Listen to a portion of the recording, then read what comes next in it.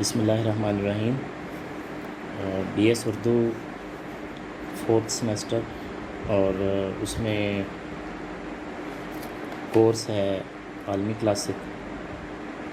اس میں جو حصہ شاعری ہے اس کا تیسرا شاعر ٹی ایس ایلیٹ۔ تو ٹی ایس ایلیٹ جدیدیت کی جو تحریک ہے اس کے ایک نمایاں ادیب کے طور پہ جانے جاتے ہیں۔ تو سب سے پہلے ہم دیکھتے ہیں کہ جدیدیت یا ماڈرنزم جو ہے یہ کیا ہے۔ دسمبر 1910 میں انسانی فطرت بدل گئی، تمام انسانی تعلقات تغیر کا شکار ہوئے، اور ان تغیرات کی بنیاد پہ مذہب، کردار، سیاست اور ادب میں بھی تبدیلیاں نمودار ہوئیں۔ جدیدیت سے وابستہ عظیم مصنفہ ورجینیا وولف نے اپنے مضمون مسٹر بینٹ اور مسز براؤن میں یہ انکشافات 1924 میں کیے، اور اس بیان میں ایک مخصوص تاریخ کی طرف اشارہ کیا گیا تھا، لیکن مغربی تہذیب کا بغور مطالعہ کرنے والوں کو یہ معلوم ہو چکا تھا کہ 19ویں صدی کے آخر میں افکار، رویے اور ثقافتی اقدار بدلنے لگے ہیں، اور دوسری جنگ عظیم کے زمانے تک ان تبدیلیوں کے اثرات سامنے آنے لگے۔ فن، ٹیکنالوجی، فلسفے، ادب اور انسانی رویوں میں اس تبدیلی کو جدیدیت کے نام سے جانا جاتا ہے۔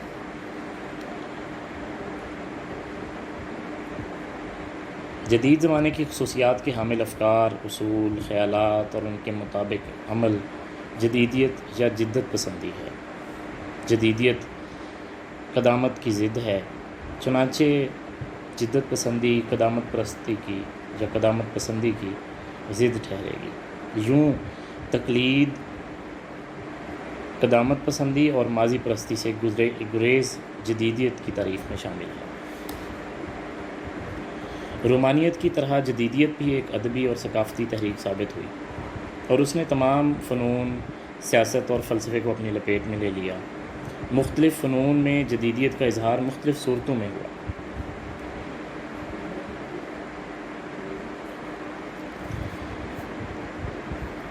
اور اس نے تمام فنون، سیاست اور فلسفے کو اپنی لپیٹ میں لے لیا۔ مختلف فنون میں جدیدیت کا اظہار مختلف صورتوں میں ہوا۔ اس تحریک کے بام عروج کے زمانے میں اختلافات پائے جاتے ہیں۔ بعض اسکالروں کے خیال میں یہ تحریک 1860 سے کچھ عرصہ قبل شروع ہوئی تھی، اور دوسری جنگ عظیم کے ساتھ اس کا زور کم ہوا۔ جنگ عظیم اول کے بعد یہ تحریک امریکہ اور جنوبی امریکہ پہنچی۔ 1940 تک اس تحریک نے یورپی اور امریکی فن و ادب کی اکادمیوں کو اپنے زیر اثر کر لیا تھا۔ 1960 کی دہائی میں بعد جدیدیت کی تحریک نے اس کے مقابلے کے لیے سر اٹھایا۔ جدیدیت کی جڑیں 19ویں صدی کے آخر میں تیزی سے بدلتی ہوئی ٹیکنالوجی اور 19ویں صدی کے مفکرین جیسے فرائڈ، مارکس، ڈارون اور نیتشے کے نظریات سے پھوٹی۔ جدیدیت نے سب سے پہلے مصوری پر اثر ڈالا۔ جنگ عظیم اول سے پہلے کی دہائی میں ایزرا پاؤنڈ، جیمز جوائس وغیرہ نامی ادیبوں نے ادب میں جدیدیت کی ترجمانی کا فریضہ سر انجام دینا شروع کیا۔ 1930 تک مقبول تحریروں میں جدید تکنیکوں جیسے شعور کی رو، رمزیت اور کنائیت کے استعمال نے ایک معیاری صورت اختیار کر لی۔ اس تحریک میں اس بات پر فکر مندی اور اضطراب کا اظہار ملتا ہے کہ معاشرہ نہایت تیز رفتاری سے تباہی اور بے معنویت کی طرف گامزن ہے۔ جدیدیت معاصر تقاضوں سے ہم آہنگی کا نام ہے۔ جدیدیت پسند ذہن کو عقائد کی قید سے آزاد کرنے پر زور دیتے ہیں، کیونکہ عقائد انسان کو معاصر تقاضوں کو قبول کرنے سے روکتے ہیں۔ جدیدیت عقل اور شعور کی بات کرتی ہے۔ اس طرح یہ ایک شعوری میلان بھی ہے، کیونکہ یہ معاصر تقاضوں سے باخبر ہونے اور جدید اور ناگزیر کو قبول کرنے پر زور دیتی ہے۔ یہ اتھارٹی سے انکار کرتی ہے اور قدامت پرستی کی ختمیت کو چیلنج کرتی ہے۔ جدیدیت کے نمائندوں میں ٹی ایس ایلیٹ کو دیکھتے ہیں تو ٹی ایس ایلیٹ 1888 سے 1965 سینٹ لوئس میزوری میں پیدا ہوا۔ ہارورڈ اور آکسفورڈ میں داخل ہوا، وہاں فلسفے کا مطالعہ کیا اور کالج کے زمانے سے شاعری کی۔ 1908 میں فرانسیسی علامتی شاعری سے متعارف ہوا اور ادب کو ایک جدید اور نئے زاویے سے دیکھنے لگا۔ ایزرا پاؤنڈ نے 1910 میں اس کی شاعری دیکھی اور اس وقت اپنے ادبی گروہ میں اس کو شامل کرنے کا فیصلہ کیا۔ اس دوران ایلیٹ نے لندن میں رہائش اختیار کی اور زندگی کی گاڑی کو رواں رکھنے کے لیے اسے بہت سارے مصائب کو جھیلنا پڑا۔ معلمی کا پیشہ اختیار کیا، پھر بینک میں کام کرنے لگا اور 1922 میں دی ویسٹ لینڈ نامی نظم نے اس کو اچانک شہرت کی بلندی پر پہنچا دیا۔ اس نظم سے وہ جدیدیت کی تحریک کے مرکزی کرداروں میں شمار ہونے لگا۔ 1920 سے 1930 تک وہ ایک مشہور ادبی جریدے کی ادارت کرتا رہا۔ اس نے ادب کی قدر و قیمت کا تعین کرنے کے لیے نئے معیاروں کی حمایت کی۔ تنقیدی مضامین اور شاعری میں اس نے رومانیت پسندوں اور نو کلاسیکیوں کو بدنام کرنے کی کوشش کی۔ اس کے مقابلے میں اس نے دانتے اور عہد الزبتھ کے بعد طبیعیاتی شاعروں کی تعریف کی اور ادب میں روایت کے مرکزی کردار کی حمایت کی۔ بقیہ زندگی اس نے ادب کے بوڑھے سیاستدان کا کردار ادا کرنے میں گزاری۔ قدامت پسندی، شاہ پرستی اور کٹر عیسائیت کا نمونہ بن گیا اور 4 جنوری 1965 کو اس کا انتقال ہوا۔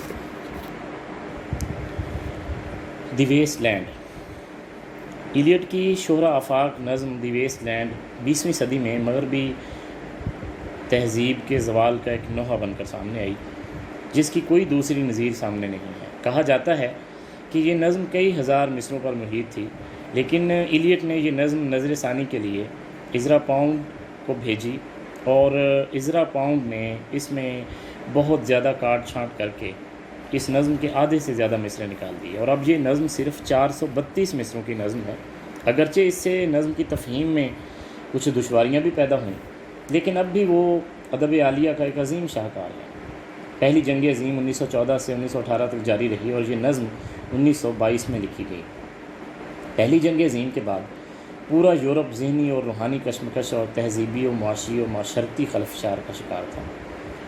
اخلاقی گراوٹ عروج پر پہنچ چکی تھی، مادہ پرستی نے سماجی و تہذیبی قدروں کا جنازہ نکال دیا تھا، اور سائنسی ترقی، مصنوعی پن اور نمود و نمائش اور ریاکاری و منافقت نے زندگی کو ایک ایسے بنجر صحرا میں تبدیل کر دیا تھا کہ فکری سطح پر ٹی ایس ایلیٹ جیسے فنکار کا اس سے متاثر ہونا لازم تھا، جس کے نتیجے میں دی ویسٹ لینڈ نظم وجود میں آئی۔ دی ویسٹ لینڈ کے لیے اردو میں خرابہ کا لفظ بھی استعمال ہوتا ہے، تاہم اردو کے نامور ادیب اور نقاد عزیز احمد نے اس نظم کا ترجمہ خراب آباد کے نام سے کیا، جو جامعہ کراچی کے شعبہ تصنیف و تالیف اور ترجمہ کے تحقیقی جریدہ کے غیر مطبوع ادب نمبر میں شامل اشاعت ہوا۔ اس نظم کی تفہیم کا مسئلہ خاصا دشوار ہے۔ ایلیٹ کی مجموعی شاعری پر چونکہ دانتے سے لے کر 19ویں صدی تک کے انگریزی ادب کے کلاسیکی اثرات بھی موجود ہیں، اور وہ جدید ترین ادبی تحریک نیچرلزم، سمبلزم اور امپریشنزم وغیرہ سے بھی متاثر رہا ہے۔ اس لیے اس کی مجموعی شاعری کے ساتھ ساتھ ویسٹ لینڈ بھی ابہام رکھتی ہے، لیکن ایلیٹ اپنی نظموں کی تفہیم کا مسئلہ کاری پر چھوڑ دیتا ہے، کیونکہ اس کا خیال تھا کہ شاعری کی توضیح و تشریح کرنا شاعر کا کام نہیں۔ اس نظم کے 5 حصے ہیں اور یہ حصے بھی مختلف ٹکڑوں میں منقسم ہیں۔ بظاہر یہ حصے اور ٹکڑے ایک دوسرے سے الگ الگ نظر آتے ہیں، لیکن یہ ایک دوسرے سے مربوط بھی ہیں۔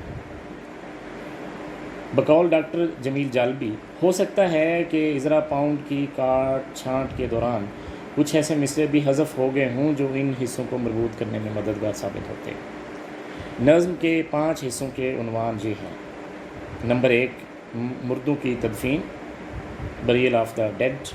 نمبر 2، شطرنج کی بازی، a game of chess. Number 3، آتشی واز، دا فائر سرمن۔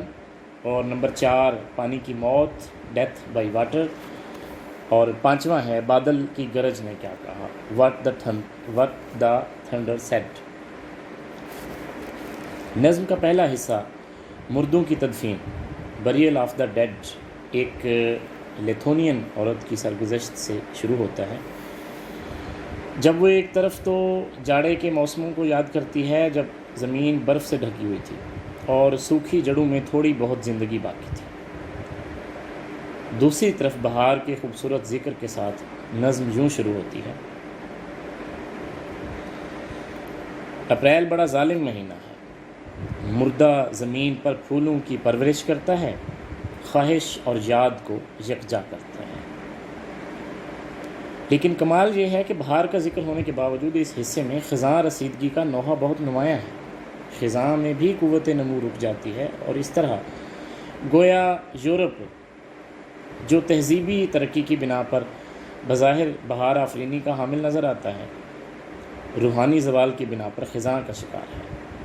اس حصے کے آغاز ہی میں ایلیٹ نے بڑی فنکارانہ ہنرمندی کے ساتھ مختلف علامتوں کا استعمال کیا ہے۔ مثلاً کون سی شاخیں ہیں جو اس پتھریلے کوڑے سے اگ نکلی ہیں؟ ابن آدم تو نہیں بتا سکتا، نہیں جان سکتا، کیونکہ تو صرف شکستہ اصنام کے ایک ڈھیر کو جانتا ہے، جہاں آفتاب تیزی سے چمکتا رہتا ہے اور بے جان درخت اپنے سائے میں پناہ نہیں دیتا، جھینگر کی آواز سکون نہیں بخشتی اور خشک پتھر سے پانی کی صدا نہیں آتی۔ اگر سایہ ہے تو صرف اس سرخ چٹان کے نیچے۔